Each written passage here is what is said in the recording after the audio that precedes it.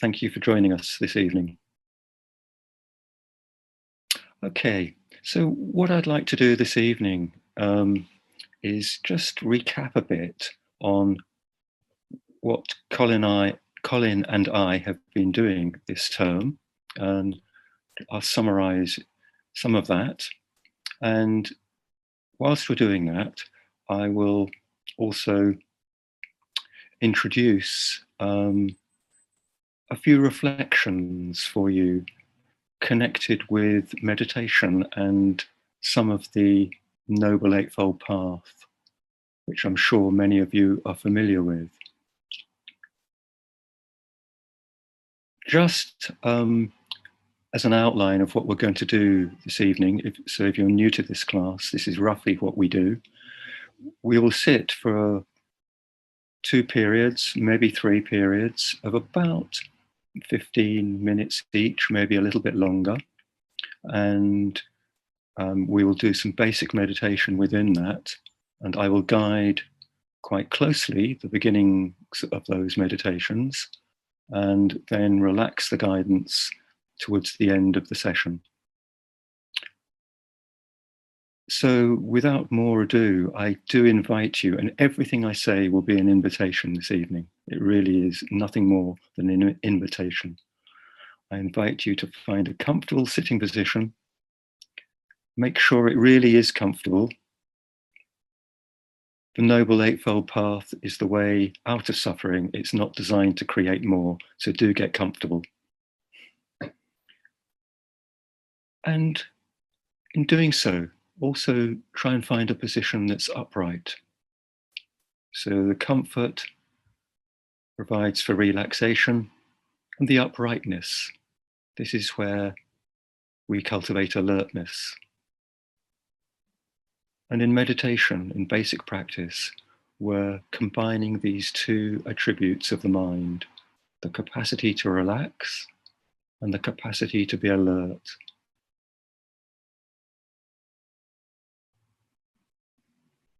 And our posture needs to reflect that.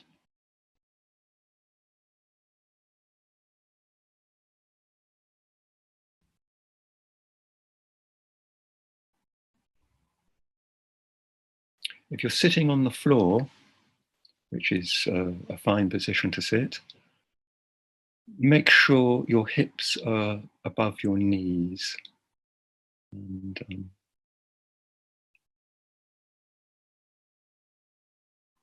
otherwise, after a few minutes, it becomes quite uncomfortable. And if you're sitting in a chair, as many of us are, just plant your feet, the soles of your feet, firmly on the floor.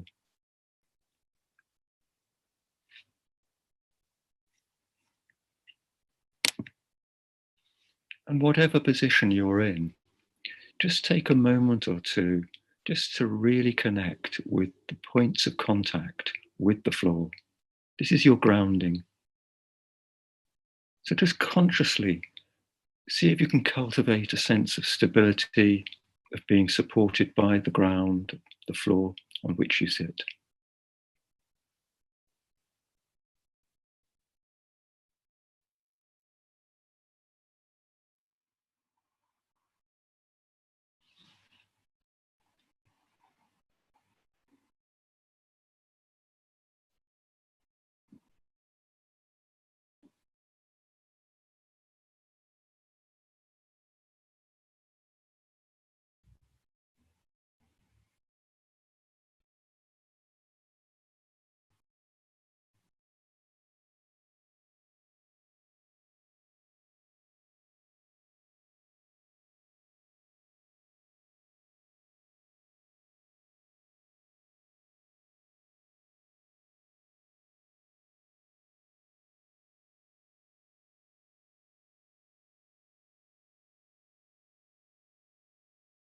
So we have the basic bodily position. And what's the basic position for our minds? Well, one part of that would be just to know that we're giving ourselves this session, these minutes, free of interruption, free from the busyness of the day, and we're consciously letting go of all the concerns that we've been dealing with in the preceding hours of today. We're putting them aside for the moment. We're not abandoning them. They'll be quite safe. They'll be there when we come back. But for the moment, we're just putting them aside. And we're devoting ourselves to the practice in hand.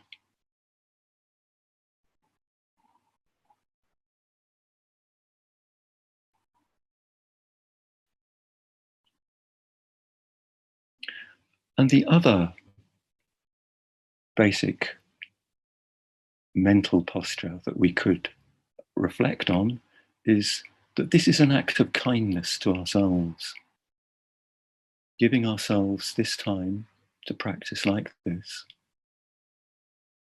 we're actually being kind to ourselves. This is compassion in action. Cultivating something really important for the future here. We're taking care of ourselves.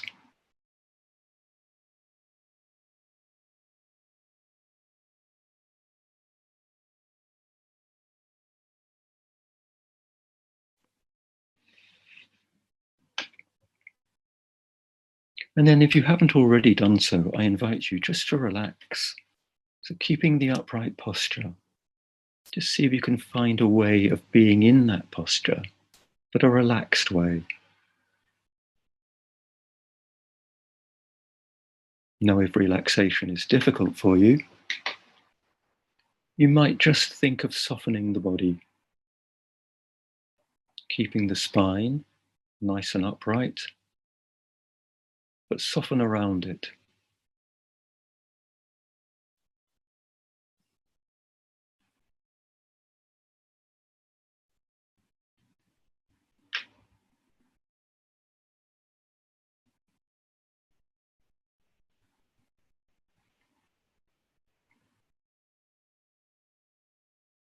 In many traditions, many of us close our eyes to meditate.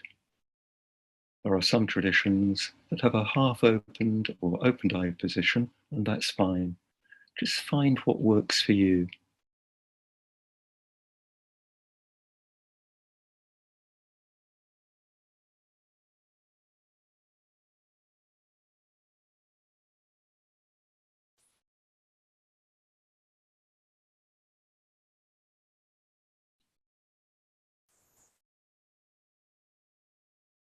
See if you can find a comfortable position for your hands, either in your lap or on your thighs, upturned or downturned. Just a nice neutral position where you don't have to worry what to do with them. And if you're new to practice, you may need to experiment a bit, and that's fine. Just find what works for you.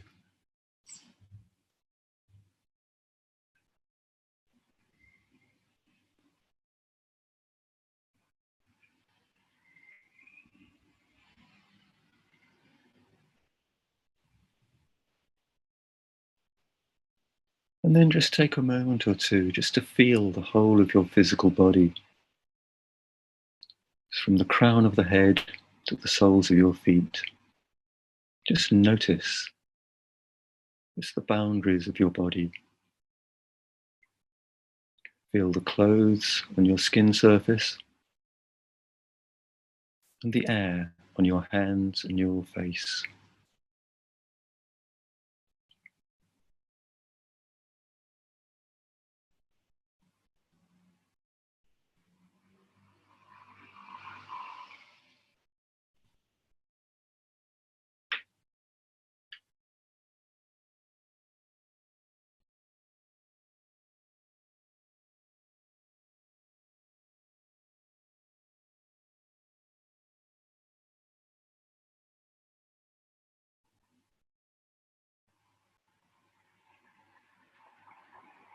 Feel your sitting bones on the chair or the cushion. Really get a sense of the contact and the sense of supporting the weight of your torso.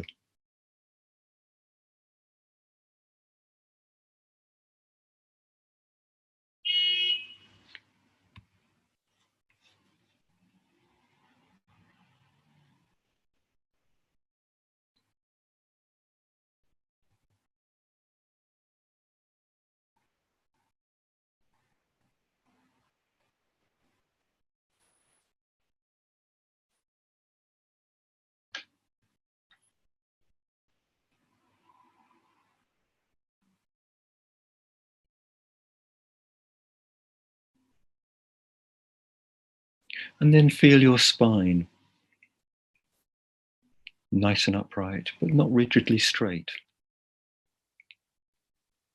If you're sitting on a chair, it's fine to have a light support from the back of the chair, but see if you can find a way of not leaning too far back into it.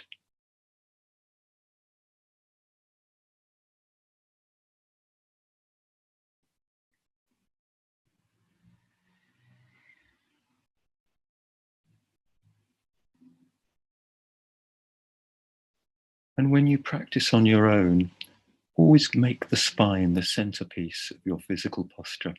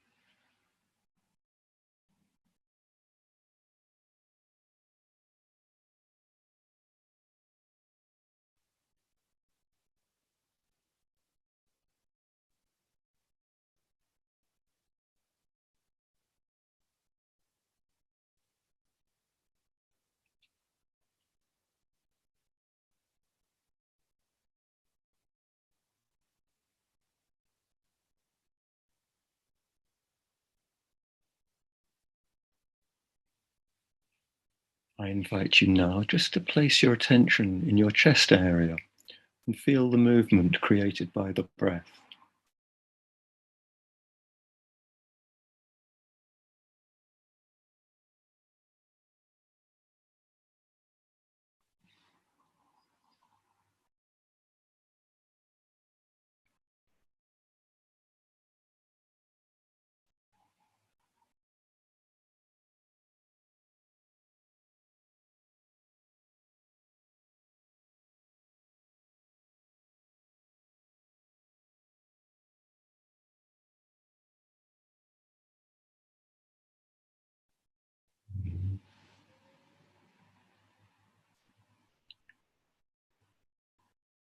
And with the next breath, allow your awareness to drift upwards into your neck and shoulder area. And just feel what there is to feel there. Just notice whatever there is to notice.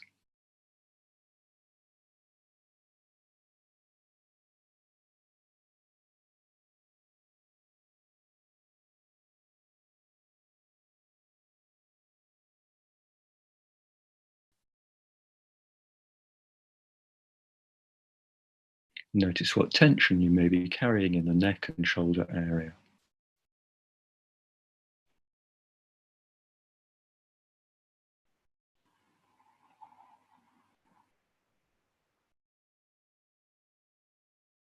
And as you notice, right at the outset of our practice, see if you can weave in a non-judgmental, kind way of noticing. See if you can weave kindness and compassion for yourself into every movement in your meditation.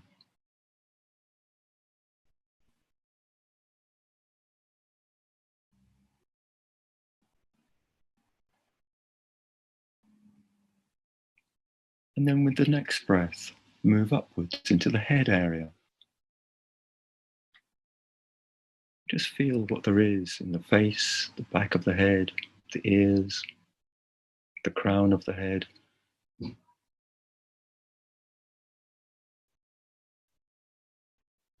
Just notice.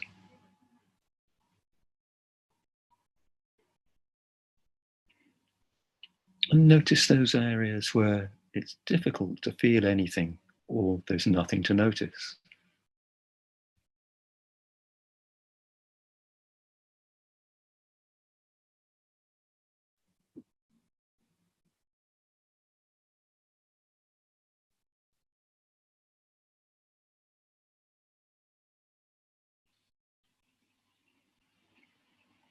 While we're in the head area, just lengthen a fraction from the crown of the head towards the sky. Just pulling your spine nice and upright.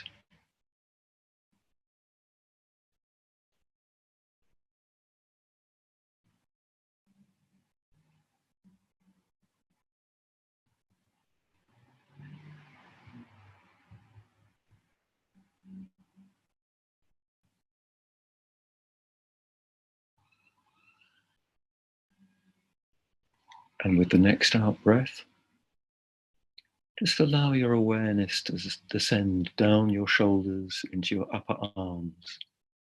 Again, just noticing without judgment and with kindness.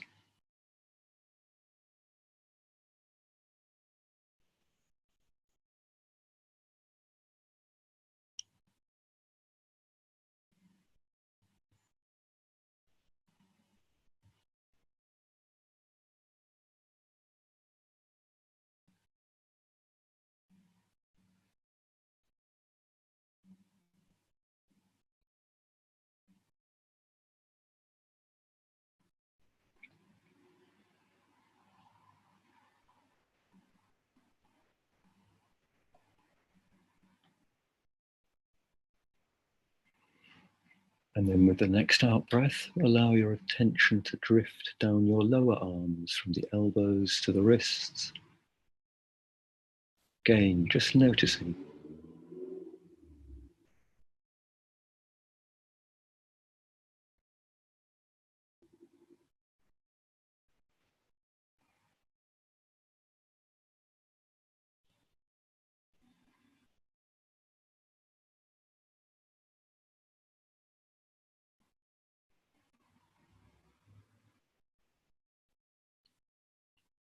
And then include your hands and your fingers and the tips of the fingers.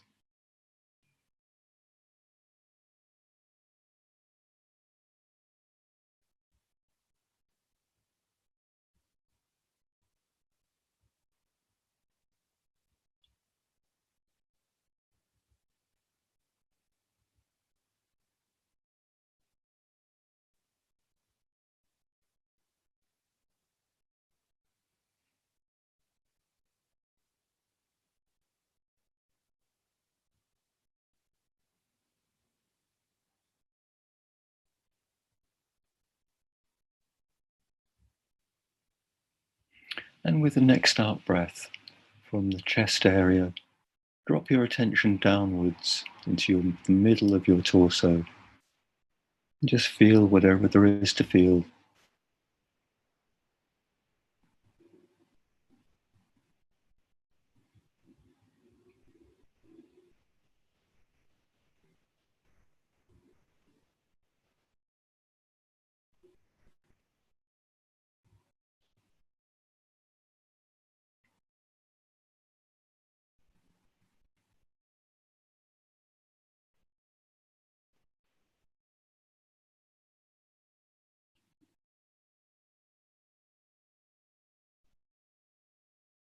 And with the next out breath, allow your attention to drift into your abdomen and the lower part of your torso, and move down towards your pelvis.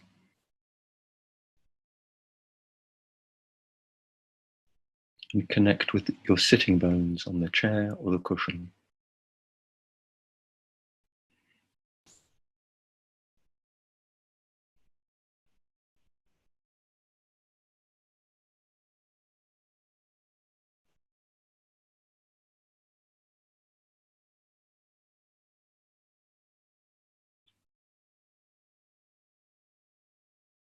Again,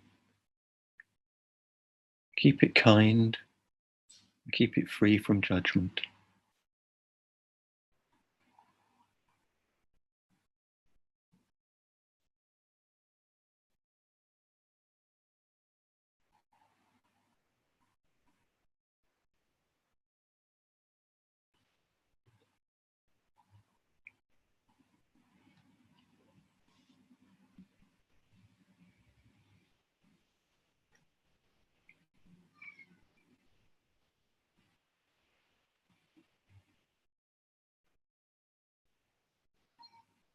And with the next out breath, allow your attention to drop down your upper legs from the pelvis to the knees, taking in your quadriceps at the front and the back of the thighs, the hamstrings at the back. And feel the contact with the chair or the cushion.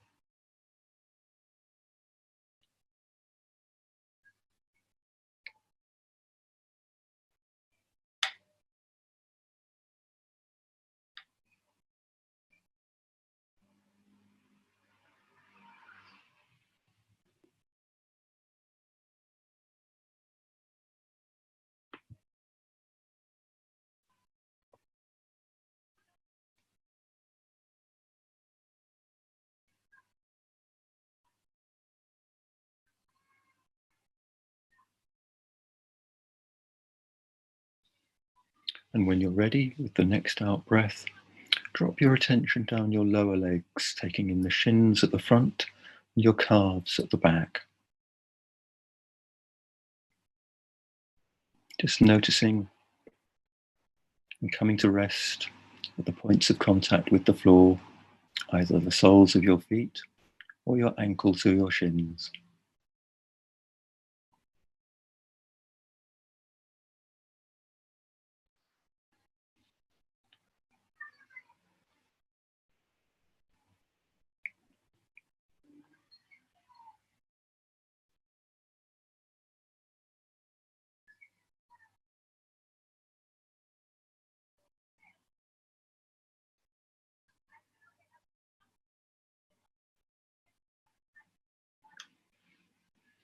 And then see if you can get a general sense of the whole of your physical body again. From the points of contact with the floor to the crown of your head, the contact with the chair or the cushion, and the feeling of the clothes on your skin surface and the air on your hands and face. Just get a sense of the whole of your physical body. Again, with kindness and without judgment.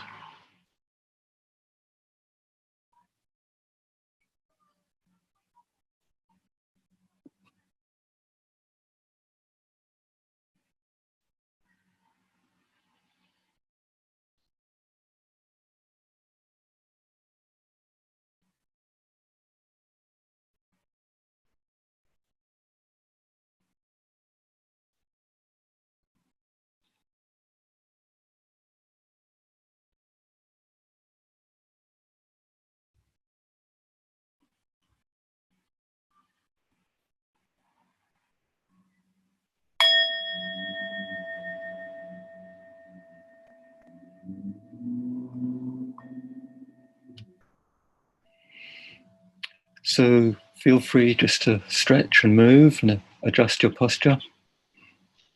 Take a sip of water if you need to.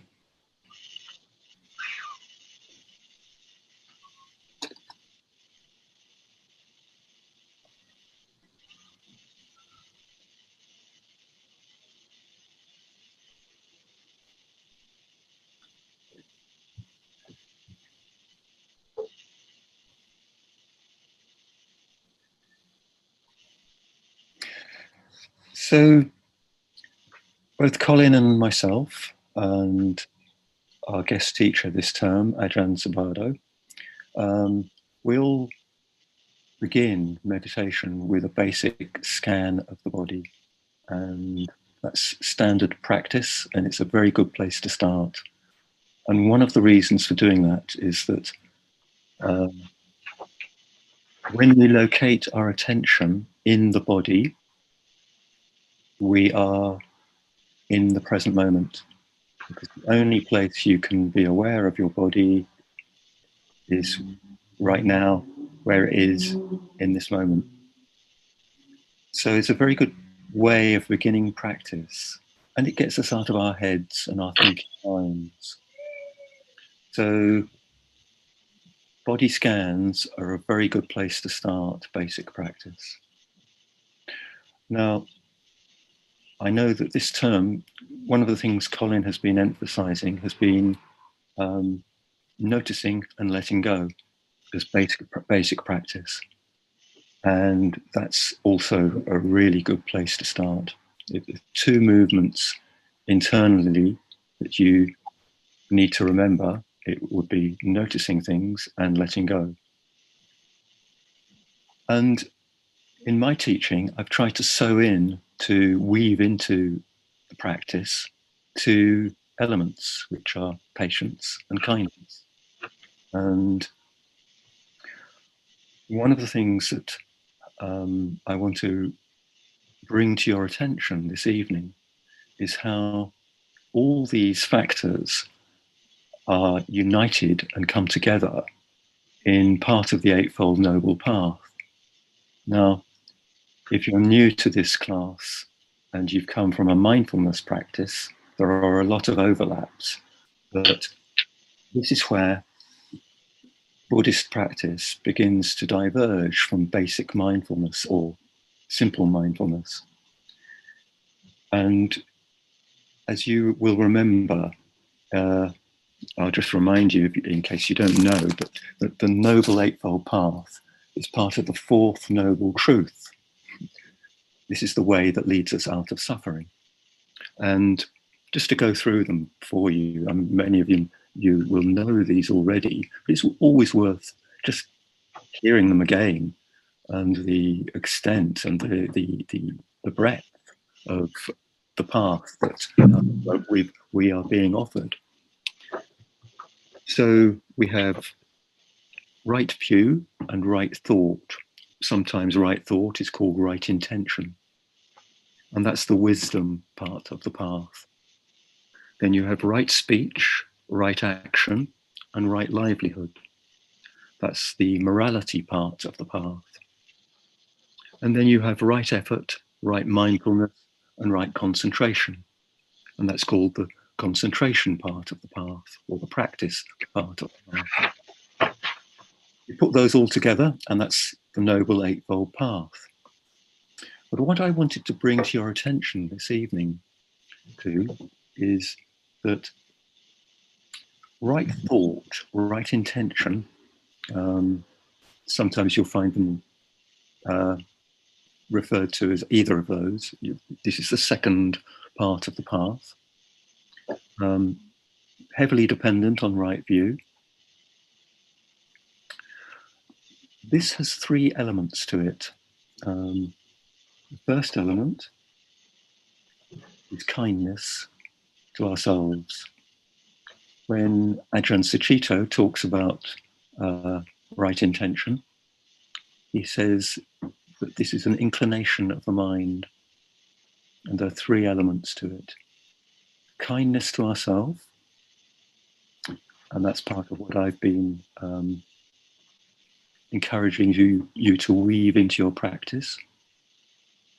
Compassion for others, which is highly related to kindness to ourselves. Because the more we are content and okay within ourselves, the more capacity we have to be compassionate for others. And the third inclination of right intention is renunciation. And this is very much what Colin is pointing to when he talks about letting go. We renounce whatever it is that has come up in our mind. We let go of it. To use more modern language, renunciation is quite an old-fashioned word, but just letting go. So whatever is emerging for us in our minds, even in our bodies, our feelings, we notice it, we feel it, and we let it go. This is called renunciation. And put all those three together, and you have what Ajahn Sucitto rightly refers to as right intention. And this is the other basic point to make about right intention and about any of these teachings within Buddhist practice is that there's nothing foreign to our being in this. It's really just aligning ourselves with our true nature. So there is a basic premise here, an invitation, if you like, to investigate what your true nature is. And the suggestion is from Ajahn Sucitto and others that kindness and compassion are part of our true nature. And this is part of right intention. And this is part of the Eightfold Path. It's woven into our practice right at the word go. The other point to make about right intention is that when we practice like this, and we have this sense that we are cultivating something inside us that aligns us with our true nature, it generates over time it generates self-respect. And this is really important. It provides a stability for our minds. We become less needy. And over time, we cultivate self-respect. And one of the things I've learned, I wonder if someone could, I think we need to mute all videos, please, except for mine. I think we've got a bit of interference on the system. Check you're muted. Thank you. That's it. Good. Thanks. So one of the points that I was making earlier in the term was that for basic practice, any meditation practice, we need patience. We need to repeat things over and over again. This isn't about newness and novelness and entertainment and variety. Meditation, there is a lot of repetition. And we're cultivating something really important here.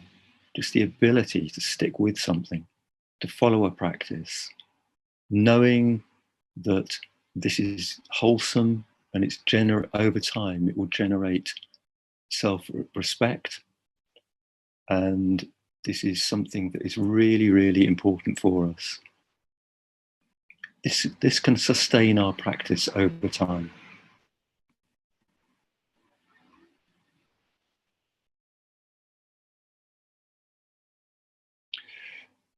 The first two of the Noble Eightfold Path, right view and right intention, this is called the wisdom element of the path.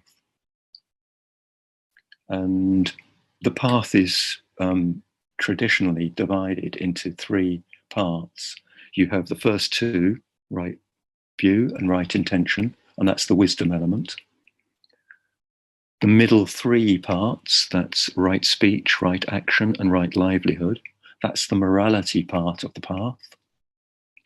And then the final three parts of the eight, right effort, right mindfulness, and right concentration, that's called the concentration or the samadhi part of the path. There are different ways of translating these words from Pali, so don't get too hung up on the exact definitions. But you get the idea. There's a wisdom part, a morality part, and if you like, a practice part, meditation practice part. And you put all those three together and you have the Noble Eightfold Path. Well, there's a great deal to talk about there. But just to make the point that this is really where basic practice within most Buddhist traditions diverges from simple mindfulness in a secular sense. And that's not to diminish mindfulness. It has its place and its value, and it's doing a wonderful job. And I know that the NHS use it now as a practice that is rated over and above drug treatments for depression. So that's just to acknowledge its place and its value. But here, within the Buddhist world, we're doing something in addition to that. We're combining a complete way forward, a complete path. We're involving all the elements of our life. So this is a holistic path. And yeah, I think I won't say anything more than that. But right intention as part of your meditation practice is really a key part of the foundation. So the kindness to yourself, absolutely crucial. I cannot envisage a meditation practice that actually doesn't have that right from the word go. And you may well have problems here. It's not a one-stop shop. This isn't something that's solved overnight. It requires repeated practice. And that's something that you might like to reflect on. You've heard me talking this term about weaving into your practice kindness from the word go. And so many of us I know in the Western world have a resistance to this. We may intellectually get it, that it's a good idea, but at a feeling level, do you really get it? And can you find it within yourself to cultivate it on an ongoing basis? And you might like to reflect, how do I do that? And part of what we did in that first little sit is a clue, is a pointer as to how we might go about that. You remember quite early on, I encouraged you to relax, sit upright and relax. And I also mentioned that for some people, relaxation is difficult. So I acknowledge that. And one of the ways that traditionally is taught to help people relax is just to soften the body. So instead of thinking, I must relax and getting tight and tense about it, we just consciously just soften the muscles, soften the body. We keep upright because that's the alertness part, and we learn to soften. And it may take practice, but over time, certainly with repeated good intention, this can be cultivated. And I'll give you one further little guidance here. When we're doing the softening of the body, which is essentially being kind to ourselves, one of the ways we can do this is on the out breath. So we're going to start working with the breath in a minute, and we'll actually have time to practice this. But you'll know from basic physiology that the out breath is when the tension is let go of. If you're running from anything or for anything, the in-breath is actually energizing you. And the out-breath is just what you do when you're breathing hard. But when you stop, it's the out-breath that relaxes the system. So there's a real key here. The out-breath, everything quietens down. So it's on the out-breath that we can learn to soften. It's on the out-breath we can learn to relax. And it's on the out-breath we can learn to be kind to ourselves. So just that little pointer there to work with the out-breath in your own practice. Okay, I've talked quite a bit there, so perhaps I'll leave it there for the moment. And we'll do a little bit more sitting, and I'll come back at the end and talk some more. So I invite you now just to sit again in your upright meditation posture. And like we did right at the beginning, I invite you just to ground yourself. Just get a feeling of being supported by the floor, by the ground.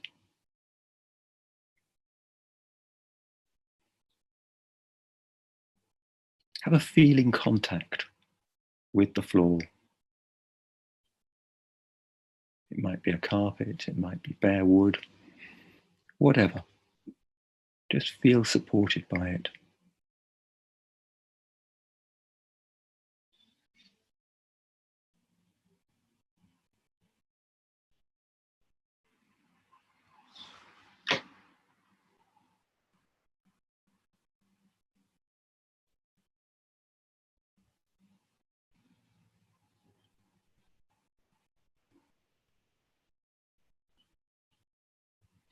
And again, in the same way as in our first practice, just pay a little bit of attention to your spine.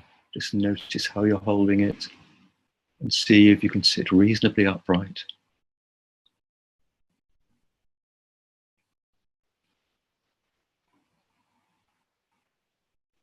And then relax. soften the body around the spine.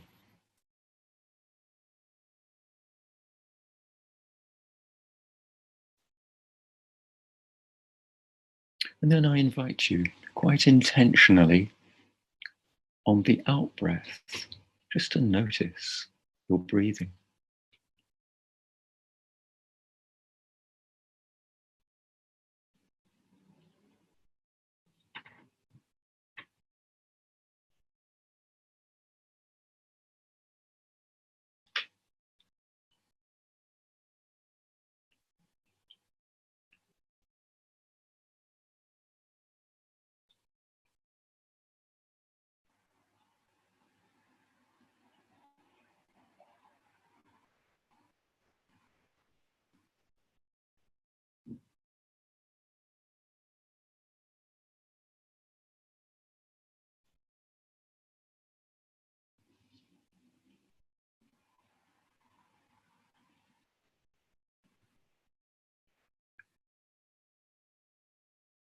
See if you could notice your breathing now.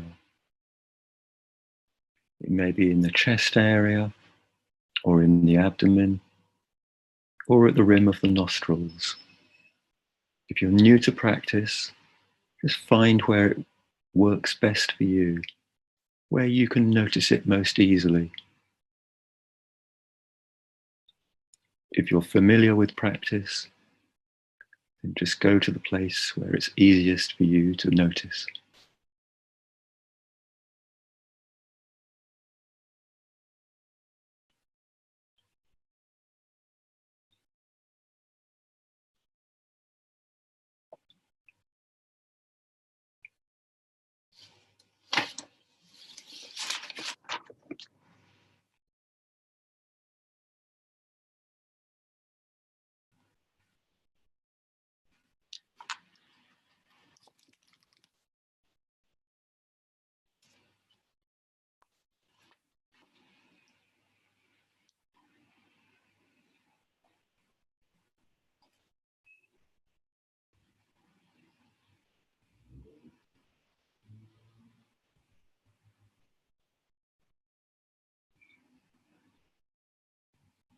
And the invitation here is to just notice the movement caused by the breath. So we're learning to locate our attention on the feeling of the movement caused by the breath.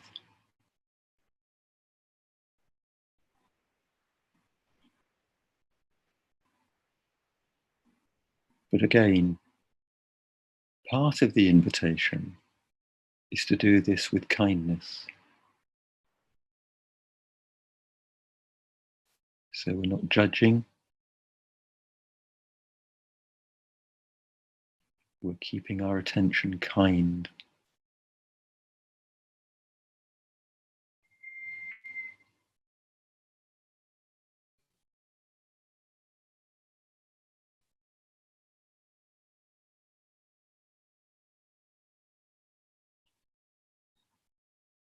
And part of that invitation is to keep the attention light. You're not being asked to grasp the breath. So when thoughts arise, which they will, you haven't made a mistake. We just notice them and just gently, with kindness, relocate our attention back on the movement caused by the breath.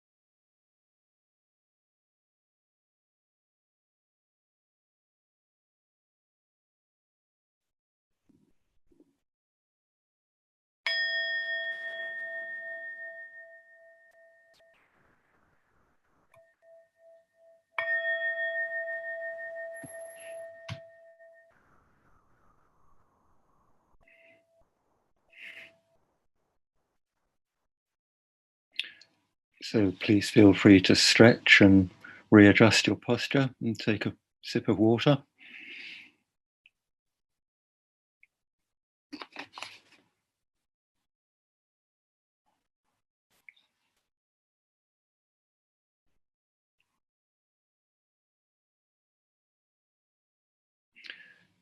So just to say a word or two about working with the breath, which was the key part of that last practice.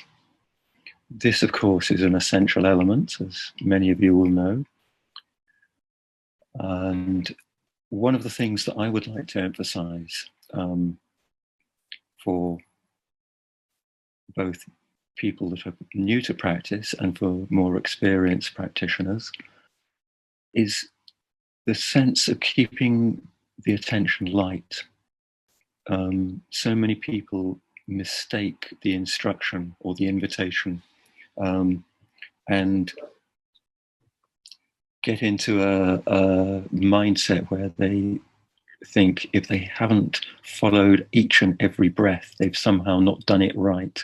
As I mentioned, actually within the practice, if you find yourself thinking you haven't made a mistake, this is part of the practice. The invitation is just to notice. And even if you spend the whole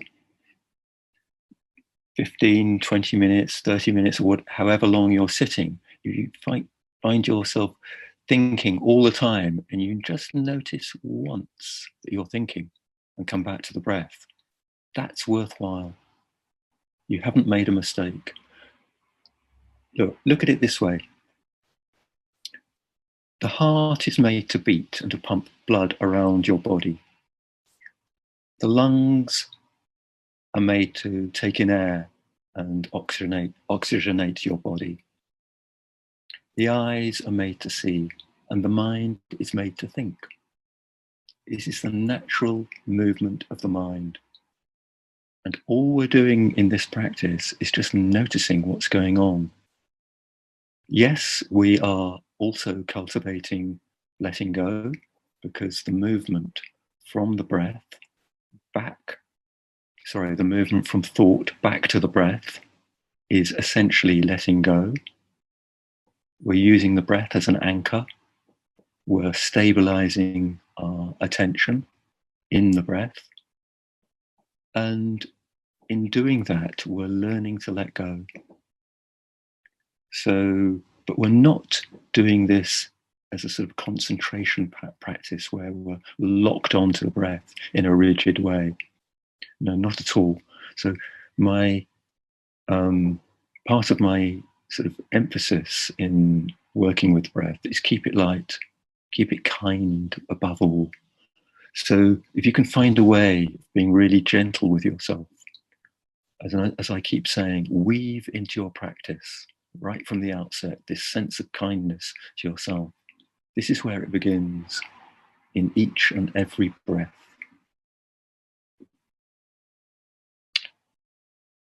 Does anyone have any questions they'd like to put in the chat? I don't say I can answer them, but I'll certainly give it a go.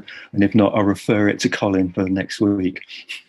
But you're welcome to put something in the chat in these last few minutes of this session. I would say one or two other things, I think, about just right intention, the second part of the Noble Eightfold Path.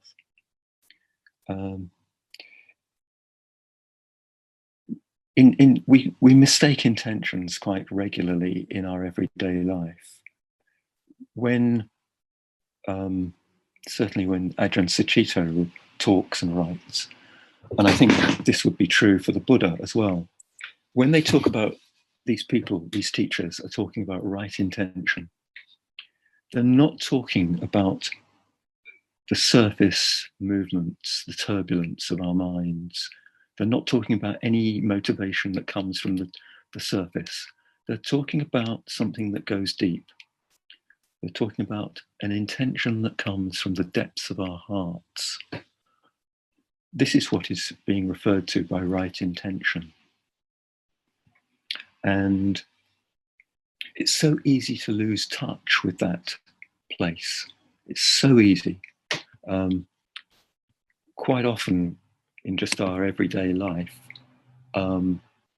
we find that many of the things we do from a moment to moment basis are quite often based on surface needs. But with right intention, we're really talking about something that goes to the depths of the heart.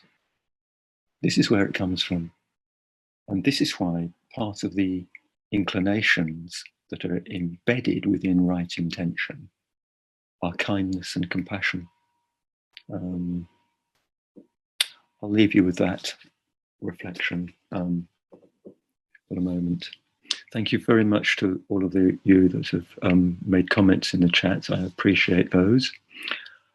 I thought I would do just one further thing before we close this evening. I thought I would read to you the Reflections on Universal Well-Being, primarily because it refers to intentions, and I thought you might like to hear it. So these are the reflections on universal well-being, and in the Theravadan tradition, this is often done in Pali as a chant. Well, I'm not going to chant it, and it's not going to be in Pali, so here it is in English. May I abide in well-being, in freedom from affliction, in freedom from hostility, in freedom from ill will, in freedom from anxiety, and may I maintain well-being in myself. May everyone abide in well-being, in freedom from hostility, in freedom from ill will, in freedom from anxiety, and may they maintain well-being in themselves. May all beings be released from all suffering, and may they not be parted from the good fortune they have attained. When they act upon intention, all beings are the owners of their action and inherit its results. Their future is born from such action, companion to such action, and its results will be their home. All actions with intention, be they skillful or harmful, of such acts they will be the heirs.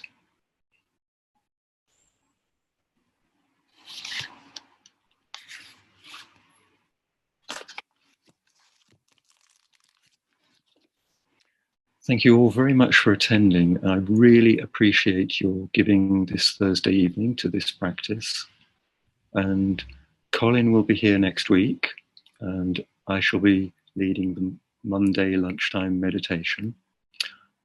And I offer you now the closing homage. The Lord, the perfectly enlightened and blessed one. I render homage to the Buddha, the Blessed One.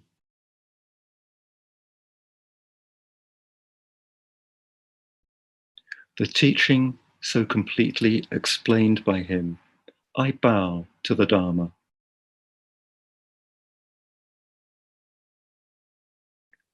The Blessed One's disciples who have practiced well, I bow to the Sangha. I wish you all well. Have a good week, and thank you for attending.